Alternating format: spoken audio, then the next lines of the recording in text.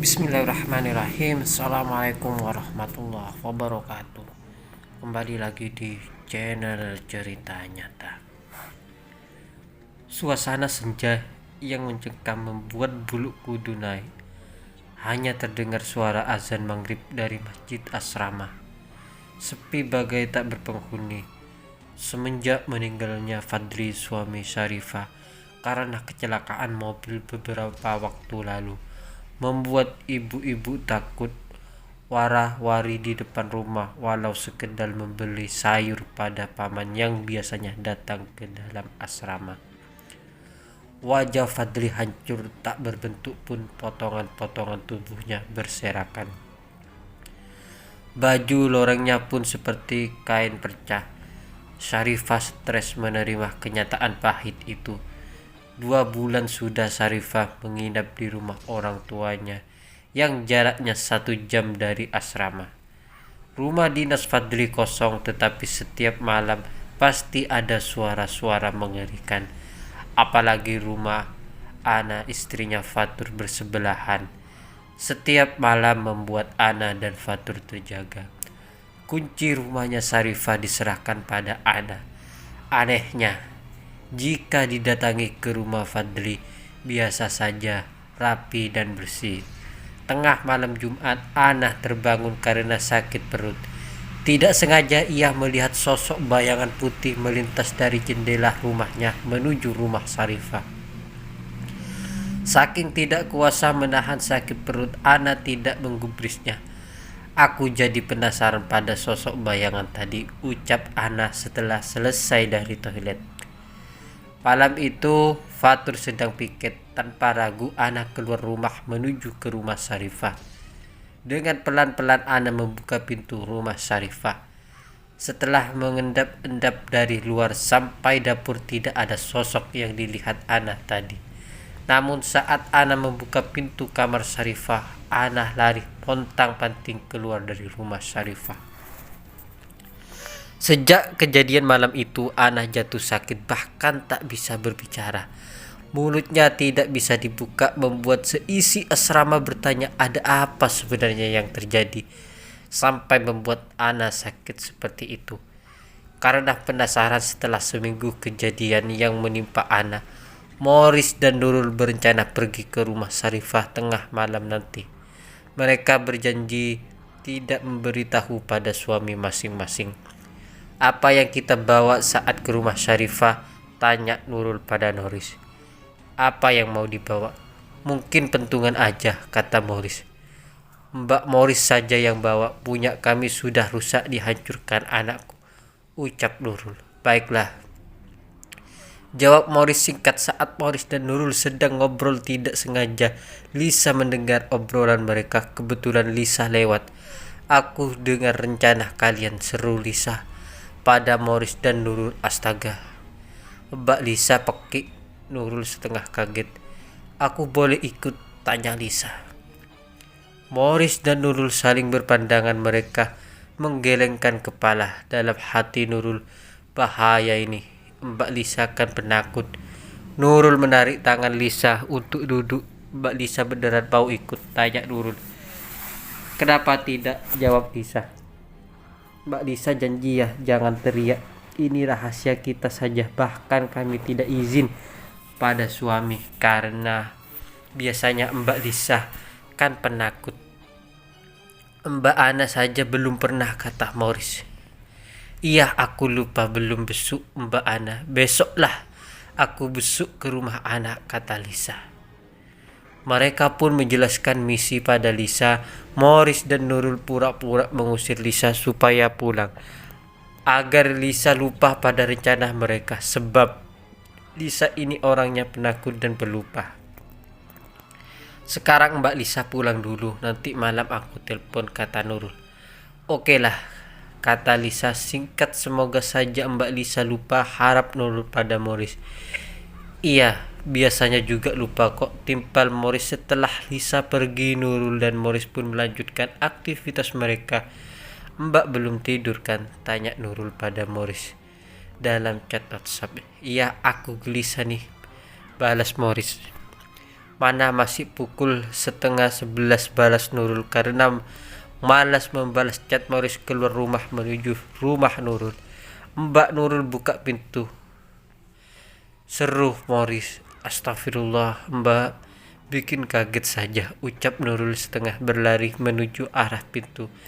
Aku takut dilihat Lisa, bisa gawat kan, ucap Morris. Iya juga, ayo cepat masuk, seru Nurul. Mereka pun masuk ke dalam rumah Nurul. Kebetulan juga suami mereka sedang bertugas ke Papua. Jadi Morris dan Nurul bisa bebas melaksanakan misi. Masalahnya mereka terganggu oleh Lisa. Mereka berharap Lisa sudah tidur nyenyak. Tepat pukul 12 waktu Indonesia Barat, Morris dan Nurul mengendap-endap keluar rumah menuju rumah Syarifah yang letaknya di ujung lorong. Namun sebelumnya mereka melihat dulu ke arah rumah Lisa. Aman, sepertinya Mbak Lisa sudah tidur nyenyak, bisik Morris pada Nurul. Oke. Bisik Nurul juga. Mereka pun menuju rumah Syarifah dengan langkah sedikit tergesa-gesa. Untung saja kemarin Nurul sudah meminjam kunci rumah Syarifah pada Ana. Pintu rumah Syarifah berhasil dibuka tanpa suara sedikit pun. Morris dan Nurul pelan-pelan melangkah kakinya untuk mengintari isi rumah Syarifah. Seperti apa yang diceritakan Fatur suami Ana, rumah Syarifah tampak bersih, rapi dan wangi. Saat hendak menuju dapur, Morris tiba-tiba melihat sosok bayangan yang diceritakan oleh Ana. Tanpa aba-aba mereka pun lari. Parahnya saat sampai dengan pintu, Nurul menabrak sosok yang wajahnya putih itu, membuat pingsan. Morris loncat lewat jendela kamar Syarifah. Untung saja jendelanya tidak terkunci. Puk!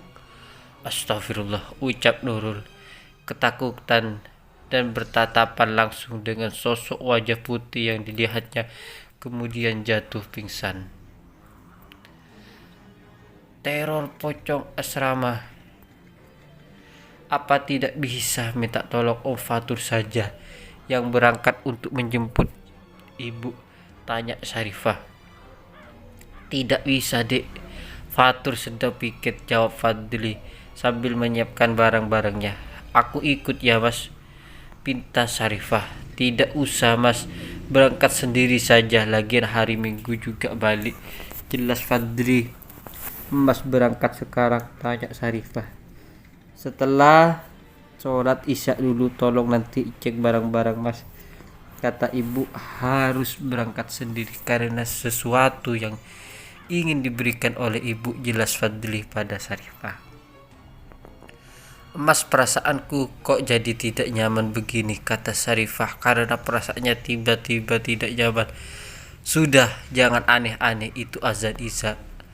Ayo kita sholat dulu, ajak Fadli pada Syarifah. Mas, aku ikut ya, please, bujuk Syarifah pada Fadli. Dek, besok kan ada pertemuan persit, adik itu pengurus. Mas, cuma sebentar sayang, ucap Fadli sambil menarik Syarifah ke dalam pelukannya. Ayo kita sholat dulu, minta doanya agar Mas sampai dengan selamat di rumah ibu, kata Fadli. Ya mas, maafkan Iva terlalu khawatir, kita kan baru 5 bulan tinggal di sini. Iva takut mas, kata ibu, rumah sakit ini angker dan rumah ini sangat angker, jelas Syarifah pada Fadli. Tidak usah percaya hal-hal seperti itu, kita ini manusia lebih berakal dari setan dan sekutunya kita berserah diri pada Allah Subhanahu wa Ta'ala, kata Fadli pada Syarifah. Syarifah dan Fadli adalah pengantin baru. Dengan hati yang masih tidak nyaman, Syarifah tetap melaksanakan sholat isya berjamaah bersama Fadli. Selesai melaksanakan sholat, Fadli pun berangkat menuju ke kampung untuk memenuhi permintaan ibunya. Jarak tempuh yang dilalui adalah 5 jam perjalanan. Ibu Fadli tinggal sendirian di kampung, sebab ayah Fadli sudah meninggal sewaktu Fadli masih bayi. Setelah mobil Fadli tidak terlihat lagi, barulah Syarifah masuk ke dalam rumah. Bukan Syarifah tidak berani sendirian, sudah biasa juga ditinggal Fadli latihan di hutan selama 1 bulan. Tetapi kali ini perasaannya sungguh berbeda. Ditambah lagi mereka baru 1 bulan pindah ke lorong belakang karena sebelumnya mereka tinggal di lorong tengah. Sarifah juga merasakan hawa yang tidak nyaman di rumah mereka. Sudah 2 malam Sarifah tidak bisa tidur dengan tenang. Ada suara berisik yang membuatnya bangun. Apalagi saat Fadli latihan di hutan 1 minggu yang lalu, Sarifah sering bermimpi buruk. Mimpi Sarifah bermacam-macam, kadang dalam mimpi melihat sosok bayangan putih, juga melihat ada manusia yang bisa terbang. Orang bilang itu kunyang. Sarifah sudah sering bercerita ke Fadli, tetapi Fadli hanya tertawa mendengar cerita Sarifah. Setelah selesai makan malam, Sarifah pun tertidur dan bermimpi melihat sosok bayangan yang mengganggu tidurnya dalam mimpinya. Sarifah melihat Fadli di bawah sosok itu. Mas, mas, teriak Sarifah memanggil Fadli. Mas, tolong mas, tolong mas, teriak Sarifah lagi. Tatapan mata sosok yang membawa Fadli sangat seram, membuat Sarifah bergidik negeri. Bulu kuduk benar-benar dibuat merinding. Saat Sarifah meminta tolong, tiba-tiba muncul Eka yang menariknya ke arah rumah tua. Aduh, siapa ini? Jerit Sarifah. Diam, jangan berisik, Iva. Ini aku, Eka, teman masa kecil Fadli. Jelas Eka pada Sarifah. Siapa kamu? Aku tidak kenal, jerit Sarifah. Kamu bisa diam tidak? Hardik Marini yang tiba-tiba muncul ternyata juga ikut menarik tangan Sarifah. Kalian siapa? Apa hubungan kalian dengan Fadli? Tanya Sarifah. Sudah diam, nanti kamu juga tahu, ucap Eka lagi. Tolong, teriak Sarifah. Namun ada satupun yang tidak mendengar. Kini Sarifah berada dalam rumah tua bersama Eka dan Marini. Ikat dia, Marini, seru Eka pada Marini. Apa yang kalian lakukan padaku? Tanya Sarifah saat tangannya diikat di sebuah kursi tua. Diam, bentak Marini. Tolong, jerit Sarifah sambil meronta-ronta. Berisik sekali wanita ini. Diam, bentak Marini. Lakban saja mulutnya, kata Eka sambil menikmati pemandangan Sarifah diikat oleh Marini. Mana lakbannya? Tanya Marini. Itu di sana, seru Eka sambil menunjuk ke sebuah kotak yang berwarna hitam besar. Marini menuju ke arah kotak yang dimaksud. Ketika dibuka, mata Sarifah melotot tajam. Lakban yang mereka maksud adalah seekor ular piton. Jangan, tolong, teriak Sarifah saat Marini membawa ular tersebut ke rumah dan makannya. Diam, bentak Marini. Ya Tuhan, apa salahku? Tanya Sarifah. Marini tertawa sangat nyaring. Wanita malang. Sungguh malang nasibmu, teriak Eka di telinga Sarifah. Kalian siapa? Teriak Sarifah lebih keras dari Eka. Aku, kami, kalian. Hahaha. Eka malah tertawa. Dasar wanita. Belum sempat Sarifah menyelesaikan ucapan, Marini langsung membentak Sarifah lagi. Diam, wanita malang, bentak Marini. Tamparan keras dari Eka mendarat di wajah Sarifah. Aduh, sakit, jerit Sarifah.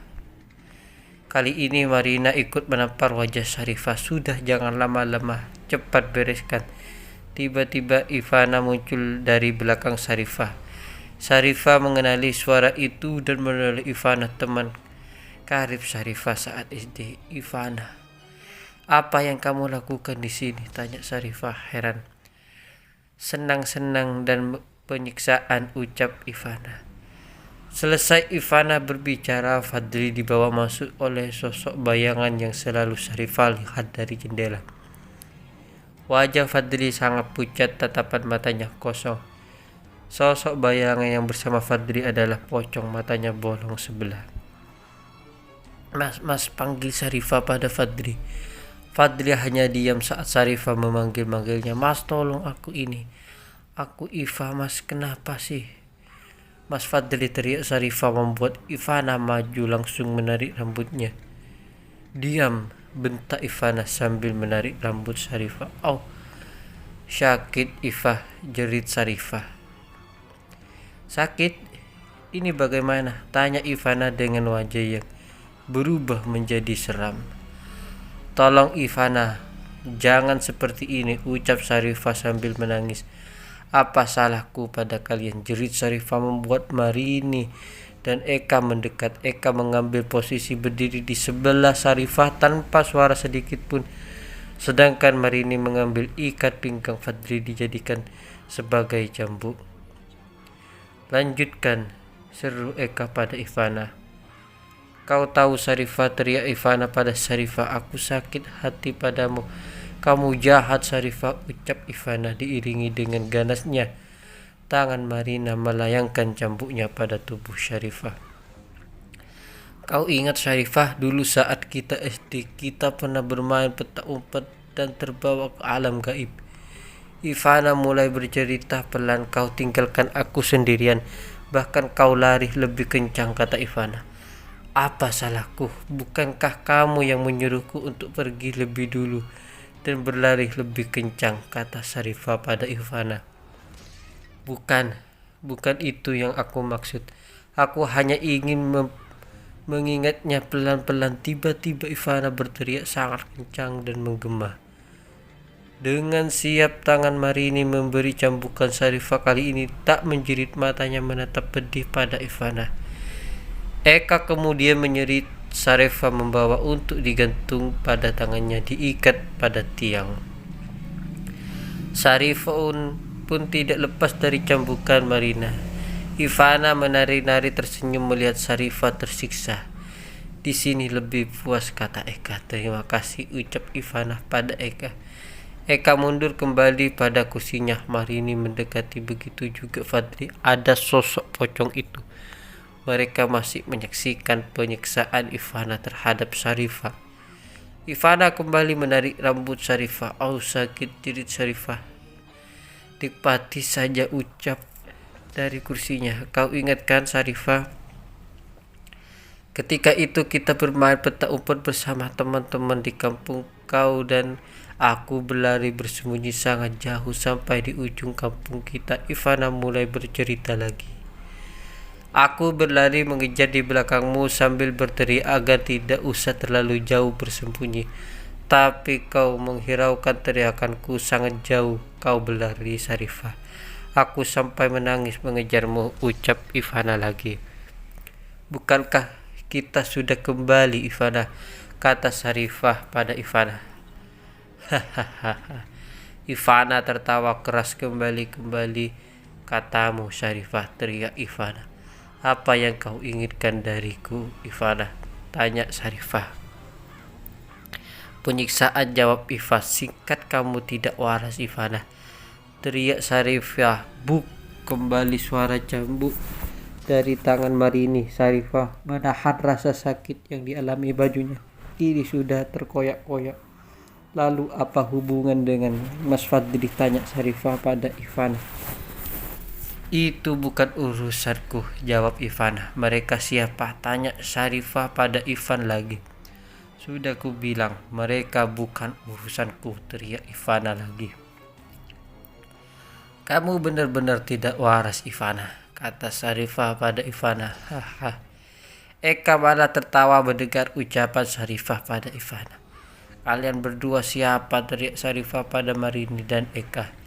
Nikmati saja dulu, ucap Eka santai. Apa maksudmu, tanya Sarifah pada Eka. Diam, teriak pada Sarifah. Kamu belum selesai, ucapan Sarifah kembali. Marini melayangkan cambukannya di tubuh Sarifah. Cambuk saja aku sampai mati, teriak Sarifah pada Marini. Sabar, pelan-pelan, kata Eka masih dari kursinya. Kami punya kejutan lebih nikmat, tambah Eka lagi. Apa maksud kalian? Siapa kalian bisa merusak rumah tanggaku, teriak Sarifah. Oh, siapa yang merusak? Kami hanya ingin kamu menderita, Sarifah. Kali ini Marini yang berbicara. Jangan pede kau, Sarifah, seru Ivana sambil menari-nari mengintari Sarifah dan menarik rambutnya. Kamu gila, Ivana, jerit Sarifah. Hahaha. Ivana malah tertawa. Kau lupa Sarifah, tanya Ivana pada Sarifah. Apa maksudmu wanita gila, teriak Sarifah. Coba kau perhatikan sosok yang berdiri bersamamu suami, kata Ivana pada Sarifah. Dia aku tidak kenal, ucap Sarifah. Perhatikanlah baik-baik Sarifah, teriak Ivana lagi. Pada bisa mengenali sudah menjadi sosok pocong mengerikan seperti itu, wajahnya pun hancur, ucap Sarifah. Kau dikatakan mengerikan Mas, seru Ivana pada sosok pocong itu. Lalu apa hubungan ini semua Ivana, tanya Sarifah. Sudah nikmati saja dulu, ucap Eka. Kau pun wanita iblis, teriak Sarifah pada Eka.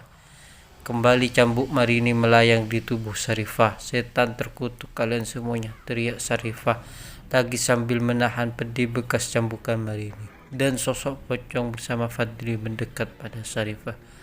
Bau busuk yang sangat menyengat membuat Sarifah muntah. Sosok pocong itu malah menempelkan wajahnya pada wajah Sarifah. Sarifah berusaha menjauh dan berteriak minta tolong, tetapi malah cambukan yang didapatnya dari Marini.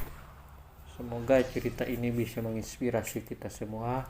Assalamualaikum warahmatullahi wabarakatuh.